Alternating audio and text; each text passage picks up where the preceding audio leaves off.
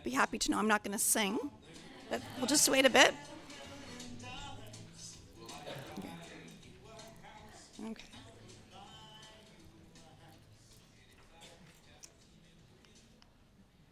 All right, so I'm actually going to start my TED type-like talk by asking some questions. So there is a reason for the song. How many of you have ever dreamed of winning the lottery? Right, so, after a particularly trying workday that starts and ends with a very long and exhausting commute, this is my favorite place to dream about winning the lottery. On a beach, the warm sun rays touching your body. I'm staring out at the deep blue sea, and I've got a mojito in my hand, and I think, gee, if only I could win the lottery. So now here's a second question, and I want you to think about this. What would you actually do if you won the lottery? If you won $1 million, or $10 million, or $50 million, what do you think you would do with that money? So during the next 6-7 minutes or so, I'd like you to think about these questions. How much money does one need to nudge change? How much money does one need to make big things happen? How much money does one really need to make a difference? Is it $50 million? Is it $10 million? Is it $1 million? So I'm the eldest daughter of immigrant parents who made their way to Canada after World War II. They were looking for a better life, and they were looking to support their family that they left behind. At the age of 18, my dad crossed the Atlantic by boat. And after 8 very long days and 8 very long nights, he finally arrived here at Pier 21 in Halifax. And I'll put a plug in for Pier 21. If you haven't been, you should go. It's a fabulous place. So with his pockets empty, his food supply low, not speaking or understanding a single word of English, no family or friends to guide him, he was actually hustled from Pier 21 onto a train. And that train was going to Winnipeg. And that's where the Canadian government of the time told him that's where the jobs would be. Well, there were no jobs in Winnipeg. During my childhood and teenage years, I actually didn't realize my family was in a lower socioeconomic position.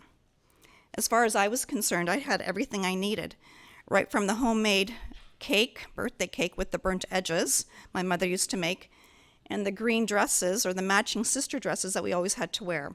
And green was my mother's favorite color, and that's why I actually hate green to this day. However, even though I didn't realize I was missing things, I did watch, and I did see, and I did hear my parents confront racism. Why? Because they weren't Anglo-Saxon. They didn't communicate in English. I did watch, and I did see, and I did hear my parents be marginalized and disadvantaged because they didn't have the social capital. They didn't have the cultural capital. They didn't know how to navigate the many, many, many systems that one needs to be able to navigate on a daily, on a weekly, on a monthly, or a yearly basis. So those memories are really etched in my mind. But I also watched, and I saw, and I heard my parents make the most of what they had, which wasn't very much for the most of my childhood and teenage years. They made the most of their human capital, regardless of not having social and cultural capital. They supported those in need, and they gave to make things better for others. So all the while, they were teaching me important, incremental life lessons. And in particular, they were teaching me that one doesn't always need much, and one doesn't always need large sums of money to make a difference or to really affect change. So, like many, my personal and professional paths are strongly influenced by the important incremental life lessons of my early days. My interests, while varied, often return to what I value greatly. As physiotherapists and as a profession, we have a gifted opportunity to make change happen, and we have a gifted opportunity to make big things happen. Let's just think about what we as physiotherapists are trained to do. What we as physiotherapists can offer in terms of our knowledge, skills, and attitudes. Are we not in a unique position to be at the forefront of changing the systems to address disparities, inequities, inequalities related to availability, access, and affordability of services? So in 2013, like-minded colleagues and myself received $5,000 through the Physiotherapy Foundation of Canada. In the research and grant worlds, this is considered a very small amount of money, and some might even say minuscule, why even bother? Definitely $5,000 is nowhere near Dr. Mindy Levin's amount of funding, but it was $5,000. This small amount of money was directed to the Mac Hope Clinic, which is a community-based clinic located in the downtown Hamilton YMCA. It's an alternative delivery model for rehabilitation services.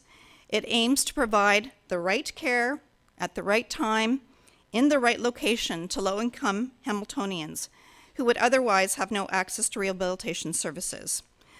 So let me just show you a little video clip of what we've accomplished with our small PFC grant.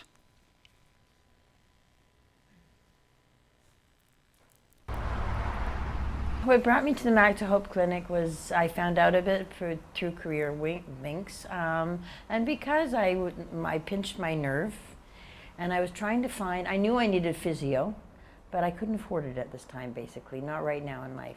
So it interested me. So I came here, called them, made an appointment, and came, and everything was just so positive from there, you know? The help I got and retrieved, and they showed me what I could do also to help more. I had an assessment at the Good Shepherd building on Lock Street, and was advised, well, maybe I should come here and have some treatment, and because I want to keep mobile, and I don't want a hip surgery, and I want to keep on running my 5Ks. So that's what brought me here. I love the people here. I feel like a human being treated with respect. It's wonderful.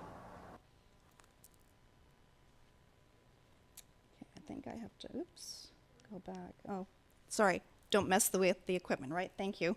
All right, so what else have we been able to accomplish, or what else has been materialized through our $5,000 minuscule PFC grant?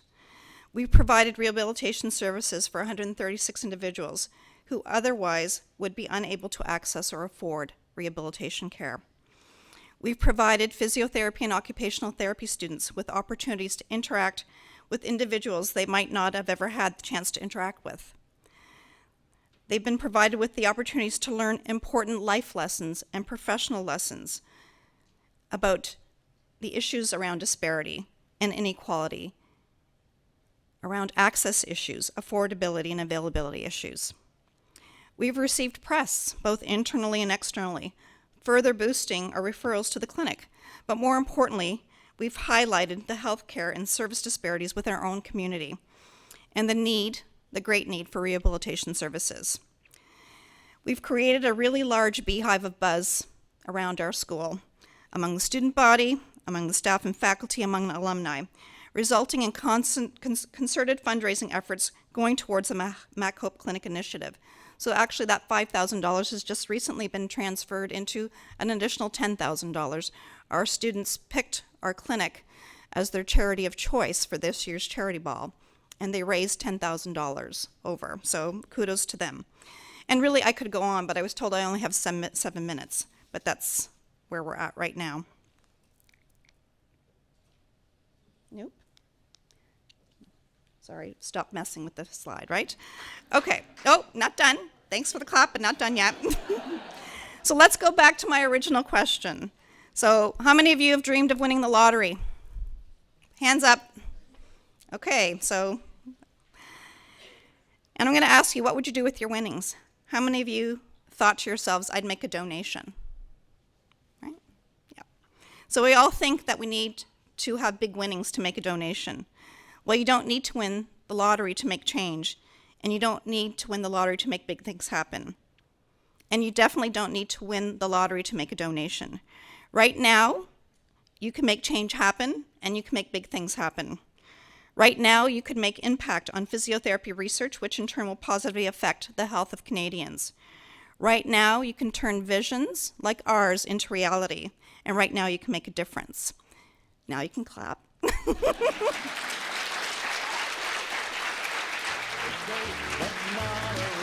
So before I get off the stage, you can just play the music. I do want to thank the PFC for their support. And actually, they invited me to present on behalf of the PFC to show you that any little bit helps, and it actually makes great change. I'd also like to thank the Congress Education Committee for the opportunity to participate in today's session. And last, I'd like to thank my faculty colleagues and all those involved in Mac Club Clinic and for all the life lessons I've learned. Thank you.